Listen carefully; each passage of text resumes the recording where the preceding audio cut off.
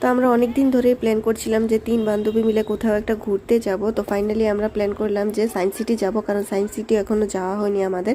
তো আমরা 3জন মিলে চলে গেলাম সায়েন্স সিটি, বাচ্চাদেরকে নিয়ে গেলাম, কারণ এটা হচ্ছে বিশেষ করে বাচ্চাদেরই তো দেখবার মতো জিনিস। তো এখানে কিন্তু খুবই ভালো ভালো জিনিস আছে দেখবার মতো, খুবই সুন্দর। তো আমরা গিয়েছিলাম দেখতে, খুবই ভালো লেগেছে আমাদের। তো এখানের কিছু মুহূর্ত এখন তোমাদের সঙ্গে আমি শেয়ার করছি।